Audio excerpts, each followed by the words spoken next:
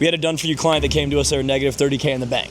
2 months, he's doing 50K a month now. My life philosophy is to play the part of the king, you have to have played the pawn. You have to have done something, and you have to really know how to do it before you can kind of tell somebody else how to do it. Being out here in Tulum with a lot of successful people, nobody really has anything as organized as they would like it. With Clay and Blake's help of kind of dialing things in, I've been able to get where I am. You know, I got one client who I charged 13K last month. I personally scaled to 50K on performance model. And I think the biggest thing that Clay and Blake helped me with, Clay's sales framework, is really what you need to follow in terms of making it your own. It's not like Iman Ghazi shit where they put you in a Discord with 7,000 other people. It's a handful of guys selected, picked, and approved basically. We're business owners. I got 25K in payroll every month.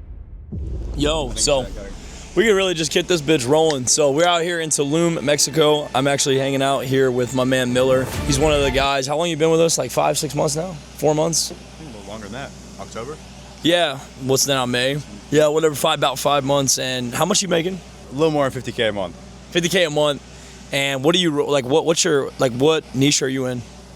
Construction, remodeling, home remodeling. Construction, home remodeling. And so one of the biggest things that I'm wondering is for a lot of like the newer guys out here, we didn't even want to turn this into an interview, but let's just rip questions, because I feel like, you know, I'm out of the agency game now and I'm helping a lot of these other agency owners, but you're still actively in the agency game. For a lot of these new guys that you see come into the agency game, what do you feel like is the main bottleneck right now in the actual agency space? The biggest mistake that new agency owners make is thinking that they have to get it perfect.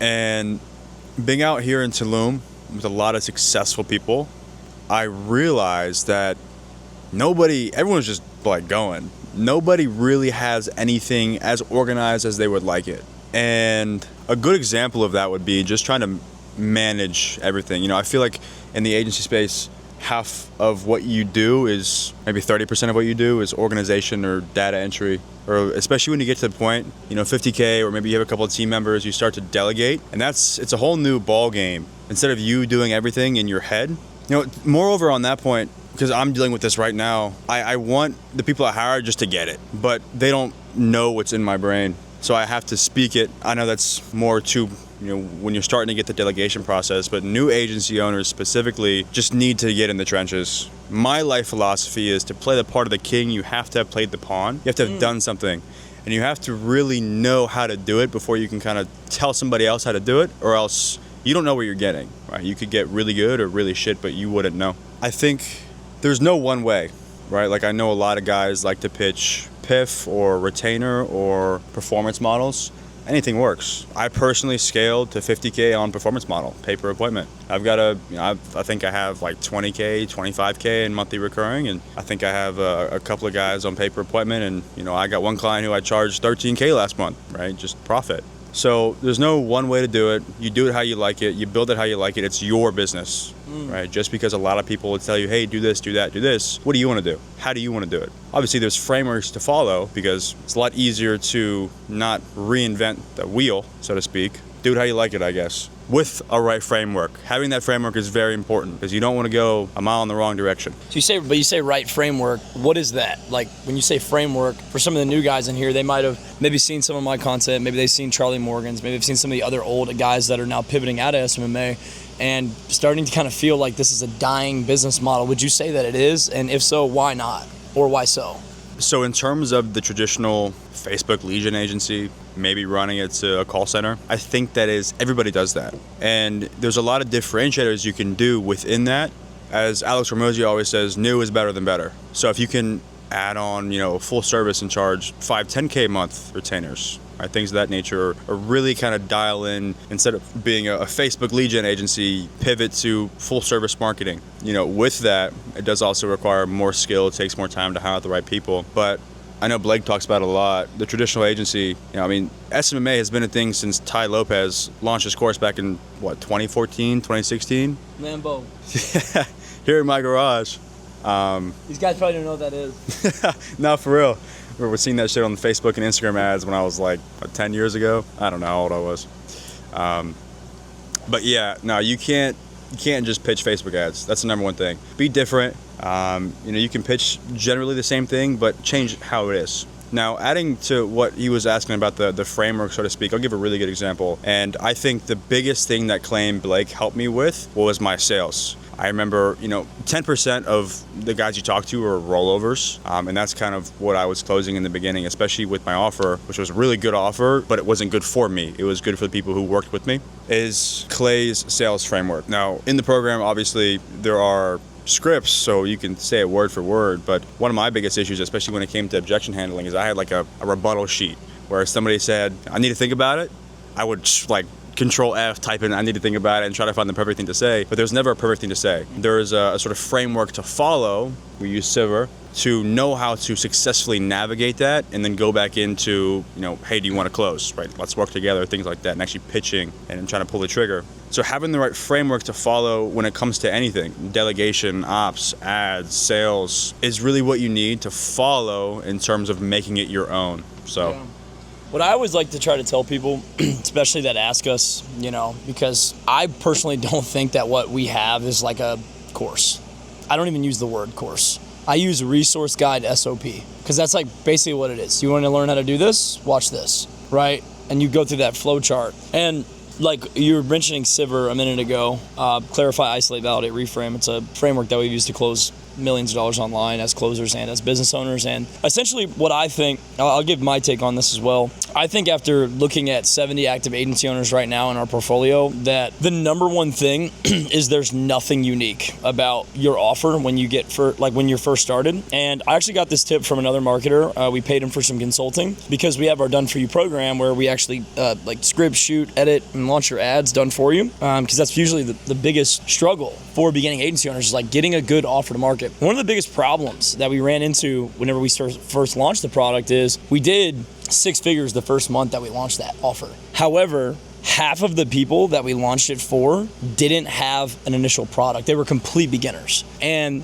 the big bottleneck of that, and Joel did this as well with Agency Lab, and I can see the bottleneck of it, is it's very difficult to create someone else's business. Yeah. Like when Miller comes to us, he's like, my clients are getting good results. I need help scaling the front end. There's a reason why a lot of your favorite gurus out there offer more appointments. That's the easy part of this, is getting people to say, I'm open to a call. The hard part is, how do you automate your onboarding system? How do you streamline client management? How do you hire an account management, or how do you have an account executive to manage all these calls so you're not having to juggle being the marketer, being the sales, being the role? Like, that's the hard part of business. The easy part is like, I can show you how to get more appointments. I think a lot of people like to flex I made this much money or made that much money, but like I look at business stability. And I think for a lot of those beginners that kind of come into this and they want someone to basically essentially build them a business, one of the first things I would look at is, if I were starting right now, the first thing I would ask myself is, what am I already familiar with? Are you a real estate agent watching this? Is your dad coming from a construction? Did you do a little, do you like the service industry? Have you come up in bars and restaurants? Like, what the fuck are you doing right now? Are you just a kid watching this that has done nothing? Well, then the first thing I'd ask you is, do what you're passionate about. Look at something that you like and that you actually genuinely care about, and craft an offer around that. Now, if you like, hey, Blake, I'm just in it for the money, then I would look at, what am I already familiar with? I'll give you a great example. We had a Done For You client that came to us, they were negative 30K in the bank. They said, motherfucker, we about to keep this credit rolling. I trust you, because he'd obviously seen all of our previous things, and I actually personally know him a little bit through other programs, etc. But 2 months, he's doing 50K a month now. Why? He had a unique product. He came to me and said, I have this aerial thing, I have this map thing, here's exactly what the product does, here's the brand imaging, he gave us all these assets, and we were able to actually make a unique offer. And so I think the number one thing on why people are struggling right now is there's genuinely nothing that makes their offer unique, and they're just trying to copy and paste their way to success, which is like so good if you want to make 10K a month, but you also don't understand making 10K a month is 10K with the wrong clients. Like, remember where you were at 10K a month? Are any of those clients still with you? 1, 2, 3, any of them? Yeah, a handful. Okay. Oh, well, good. Actually, let's be honest. Okay. So you'll churn bad clients is the point I'm getting at. Yeah. Like, your first 10K, you're gonna learn, and you're gonna learn what you loved about them, and you're gonna learn about what you hate about them. You're gonna close some people that you probably shouldn't have closed. Absolutely. That's what I'm getting at. Absolutely. Like, that is, in the beginning, you kind of have to say yes to everything to kind of figure shit out. So if someone's like, oh, your churn has to be less than 10%, but you're churning 50% in the first 6 months of business, Like, that's totally fine. You're in the learning phase, growing pains. I'm at the point now where I turn down probably like 20 or 30% of the people I talk to. Maybe even higher than that. Because they're just not a good fit, not a good culture fit. I don't think they would be able to succeed with what we have to offer. Just being super honest, I think is you don't want to do any bad business, is kind of what I'm trying to say. But you don't know what that is until you know what that is. That's kind of the best way to put it. You got basically, to get your first $10,000 in business, you essentially need to break everything by just taking massive fucking action. That's kind of the point it is. And so I think the fastest way to do that is to actually figure out what makes your offer unique, then get the offer to market, and realize that the first client that you have will probably not be here in a month or 2 months because your product isn't at the stage that it should be yet. And we churned a ton of clients, dude. Like, we got the most, like, remember what, I don't know if you were on the masterclass I did last Friday or 2 Fridays ago with client success and churn. I had a crazy masterclass I did, and I talk about the 6 main reasons that clients actually churn. And I split it up into 6 columns, but there's really only 2 main reasons. It's bad communication and bad results. And then under those 2 things, I had 3 examples. The first thing on the bad communication side of things was having a better onboarding process and setting those expectations there. Having an actual offboarding process, which will allow you to collect the data on why your clients actually are leaving you, which will help show you your internal bottlenecks of what you're missing right now. And then having those daily, weekly, and bi-weekly touch points with them to maintain that communication. If you do all that, you're like 90% better than most agencies right now. And then on the result side of things, it's realistically, it's funny, but it's the number one thing is actually setting harder expectations on your clients. Like, I understand this is a done for you program, but you have to like actually fucking help, like, do shit with me too. Like, I can't like close your deals for you. You have to like try somewhere, right? So setting those expectations in that onboarding process, I also talk about that's the most important time to do it. And then the banger of everything is, it's a quote that I basically was just sitting there thinking of, and it's, you will immediately 10x your client results if you get somebody else to do the work for them. So the biggest takeaway on getting clients better results is actually installing some sort of call center or recruiting some sort of SDR or setter to like call their leads, because they're not going to do it. No matter what expectation you set, they're not going to do it, or they're not going to follow the process, and you're going to end up churning more and trying to save them. And then the last thing that I had on the result side of things was having an agency audit process, or just basically like a roadmap during the onboarding process, and really saying like month 1, month 2, month 3, here are the expectations. Once again, it goes back to expectations, having those expectations set, then having a resource guide to be able to go back to. So when things aren't working, we're like, yo, I told you in month 1, we're going to be collecting a lot of data, and we're not going to be crushing results. We're 29 days in. This is to be expected. And like, I noticed that when I implemented that, like, churn dropped significantly, because like they were more bought in, because I set all those expectations on board, and like, hey, the first 2 months are going to be rough, and then we're going to pop out. And like the first 2 months, they were just like, I'm trusting you, Blake. I'm trusting you, man. And then it was just like, boom. And it's like, you know, I feel like it all comes down like to what Miller said. It also is like having better clients that can actually understand that. And the worst clients are going to be the ones that are like, I need to win now. Yeah. I have to win month 1. And those are the guys that'll churn. That's why I say I churned a ton of clients. Good. I learned so much churning clients. I'm happy. They gave me all my data on what was wrong, and they also gave me all my data on what wasn't wrong, because I'd be like, I'm not listening to that client. That client fucking sucked. Like, but the ones that were good that left, I got to really learn what was wrong with the product. So, yeah, that's some real raw. I don't know how long it's been, but that's some real raw advice from some SMMA guys right here. Miller's an absolute savage, man.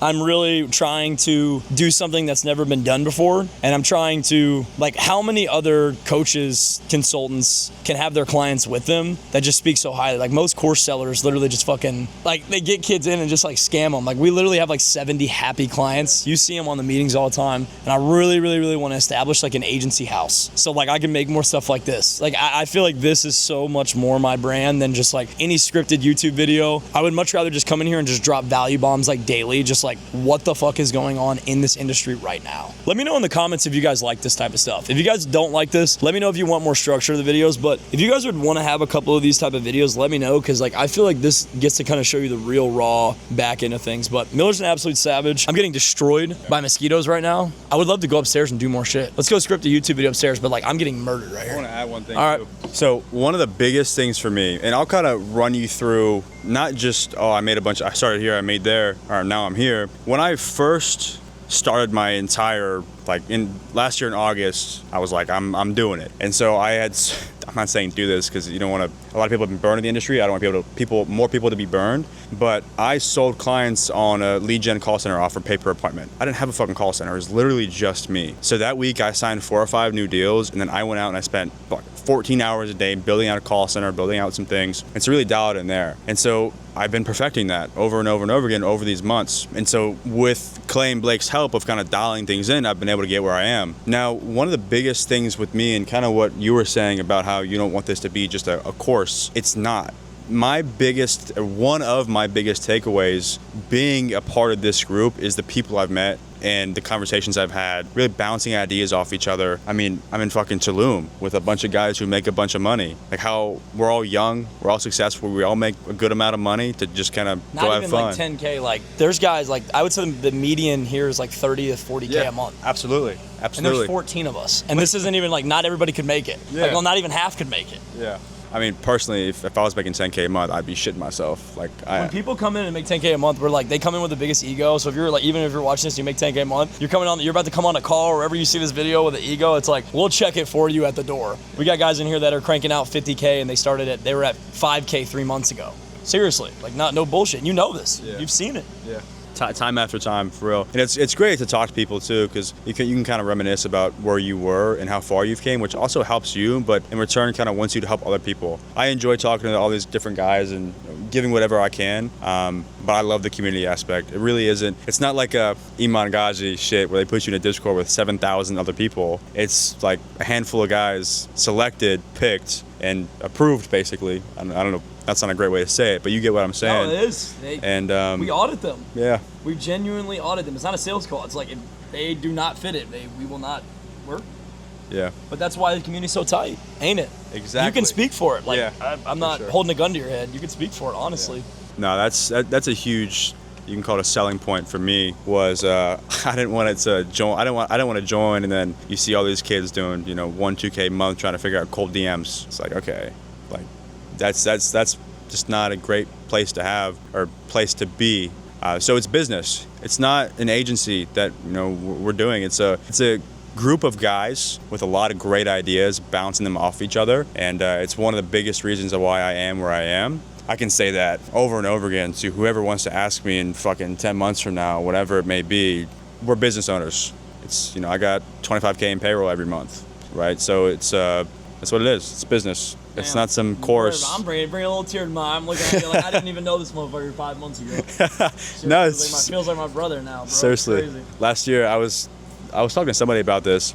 I was driving to the gym in LA, and I got a call from some random number, and it was Clay. After I got in, I was like, "Oh, what's up, Clay?" And it was kind of like an awkward conversation. And I think about then to like where we are now, how we're like fucking in Tulum, all hanging out together. It's pretty cool. Pretty cool how far you guys have came. We've all came, and we're all here love together. to come. All right, bro. Cut it there.